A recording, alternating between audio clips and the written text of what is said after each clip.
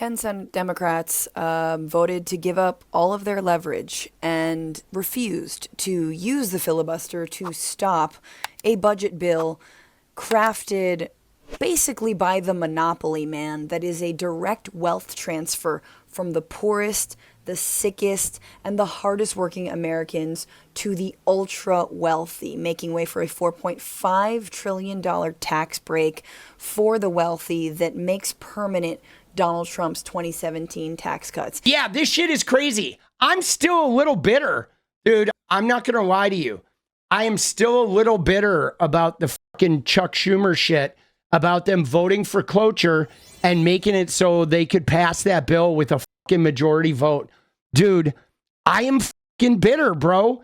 It's like, I just don't see how, I don't see how not shutting down the government was a better deal. Because you see what Trump did literally right after. We'll look at it right after we see Franny's take on this. Even when the biggest federal union said that they would rather risk a government shutdown than to greenlight this budget, even with all of the calls clogging all of these senators' phone lines and the emails and all of the pressure, they still voted for this bill to avoid the government shutdown.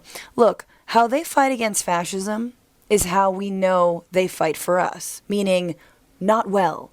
And every single election, we are told that this is the biggest threat to democracy. Yeah, see, that's the thing, dude. We know Trump is a threat to democracy. We know it. They know it, or they act like they know it because it was sure on their fucking lips the whole fucking time he was running. But like, dude, why aren't they doing something to fucking fight? Right? You motherfuckers, bro. That Donald Trump is going to be an existential threat, and then they vote for the Donald Trump budget bill. So look, people, we only have ourselves, okay? We have one another. We have our communities. We have our neighborhood groups. We have our religious organizations in our groups.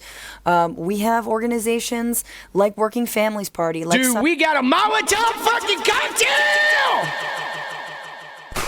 Let's go, fuckers. So donate to the people who actually didn't vote for this budget, those who held the line, those who stuck their neck out. Those should be the leaders of tomorrow, not these current Democrats. Should be primaried and who should be remembered for stripping away things like Medicaid and SNAP benefits from the most vulnerable Americans and handing Donald Trump and Elon Musk and the entire GOP a wish list and a legislative permission to get away with the kinds of destruction that 𝗣𝗏𝗄𝗅 is already doing right now. And if Democrats in this party won't fight, then they need to get out of the way. And if the party as a whole won't fight, then we need to call it quits and build something new, because this kind of capitulation is getting us killed. At 10:44 p.m., 10 at night, the continuing resolution goes through, and then literally right after that thing went through, Trump issued an executive order to eliminate as much as he could via executive order the Mediation and Conciliation Service, the Agency for Global Media, the Woodrow Wilson Center for Scholars, the Institute of Museum and Library Sciences, the Council on Homelessness, and Minority Business Development Agency, just sacking a whole bunch of other shit, like right after they fucking passed that shit. You've been going to the protests? Good. I think if you can get out to some protests just to put energy out there, I think there's a lot of resistance that can happen. Like going to protests, obviously calling your legislators or showing up at town halls. I mean, you know, any type of energy, even if it feels futile.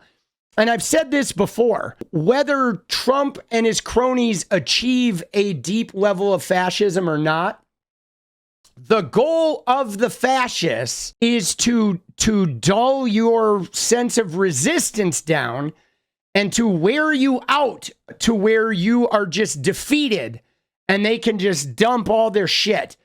That's what they want. They want you to be defeated and be the receptacle for all of their emotional dysregulation, all of the Maga. That's the Maga way, right? Like when you see that Maga person and they put on the Trump hat and they're standing there dancing in front of the camera. They're doing that because they're hoping some liberal sees it and gets fucking triggered and pissed off by it. That's why they're doing it. They're not out there like fighting for Maga. I mean, I know they act like they're oppressed all the time, but there's nothing that they're short of.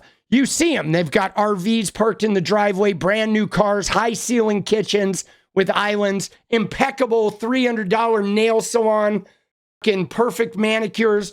None of them are even, they're not even struggling. They just want you to be fucking irritated. And one of the ways you combat that is by not letting that negativity stick to you. And it's hard. Like sometimes, dude, I get on my Twitter, I shit you not. Like sometimes I get on the For You timeline on my Twitter and it is like, wow, dude, I'll be on there for like 5 minutes and it's like overwhelming. And here's the way I view the government shutdown is by passing that budget, they continued supply to the government, but there are still many Americans that are going to be adversely affected. There is a lot of consumer confidence and global confidence that's being affected even with the budget passing. And there are many, many Americans who are going to suffer by them keeping the government open. I think the point of not doing it and the point of shutting down the government was to make all Americans feel the suffering. And then all Americans have to contend with Doge and Elon and why we're being made to suffer. But now, by them passing it, a whole bunch of Americans aren't going to feel any suffering while Trump's agenda goes in and causes a lot of people to suffer. But most of America is going to escape the suffering, and then Trump is going to have justification to keep going.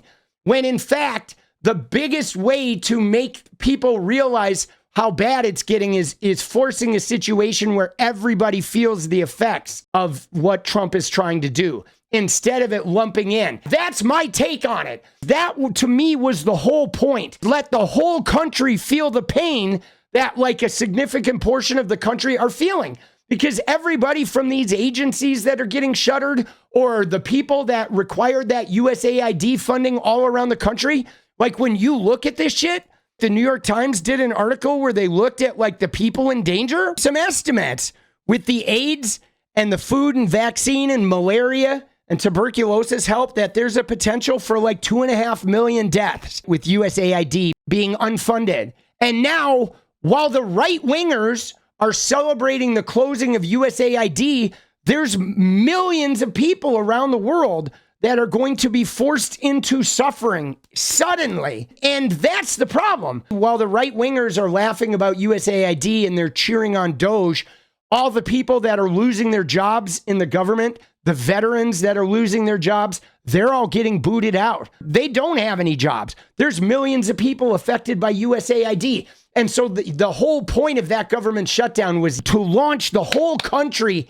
into feeling, oh shit, this is what they're doing to some of us. And I feel like that should have been messaged by the Democrats. I would have liked to have seen some Democrats message that and say, look, we don't want to shut down the government, but here's the fact of the matter is if we allow them to pass this continuing resolution, a significant portion of the country is going to be launched into chaos and upheaval and pain. And so we're now all going to experience that pain collectively through this government shutdown. And I want you to pay very close attention to the next month or two while we try to dig our way out of this and realize that we shouldn't be causing this kind of pain to our citizens. We should be trying to stick together and work for some sort of equitable way of like maintaining some integrity globally. Look at this shit though. Well, here's what we tried to do. We wanted to pass a resolution that would effectively freeze spending so that the administration can continue its incredible work through Doge and through the other efforts of the administration to go in and root out the fraud, waste, and abuse that we've been trying to target in Congress for decades. But we haven't been able to get to it because we didn't have the algorithms that Elon has. We didn't have the access to all the data. They're not finding fraud, waste, and abuse. They're trying to find anything that remotely helps a gay person or a person of color or a person in poverty, and they're trying to crush that.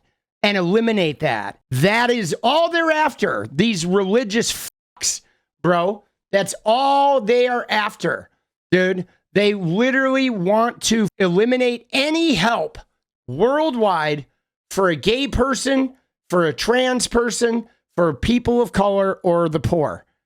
Gone.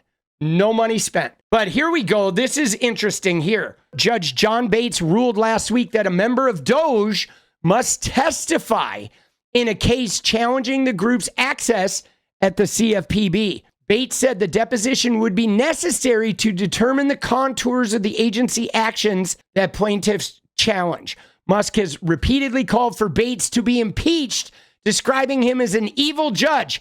Andy Ogles, those of you who don't know who he is, just to put into perspective, he's the guy with the Christmas card with the rifles. There's Andy Ogles with his family carrying automatic weapons or whatever for Christmas. He's the guy who's rushing to defense of Musk. Andy Ogles, a House Republican from Tennessee, heeded Musk's request, introducing articles of impeachment last month against Bates, whom he described as a radical LGBTQ activist. Again, this is what it all comes down to, guys. We have a bunch of freak Christians that are so that will have their kids carrying weapons of war, and then they'll talk about a radical LGBTQ justice, right? To where their kids having military grade weapons in their hands are less dangerous than being in the presence of a gay person. This is the type of mental insanity that we're talking about, where their entire world is trying to defeat gay. That is their fucking shit. They wake up in the morning and every move they make is trying to defeat gay. And so this is what it's all about, guys. This is what USAID, this is what, all of their Doge cuts are all about, trying to harm gay. They want to harm gay. They feel like the Biden administration gave too much help, too much power, too much empowerment to gay. And that's what they're fucking after. Every little bit of that. Isn't that wild? And I mean, that's what their whole attack is.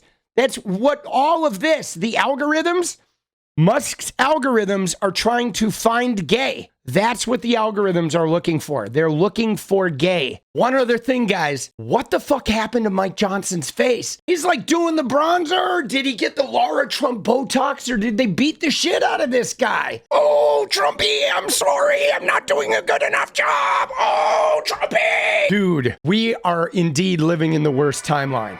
Keep it real.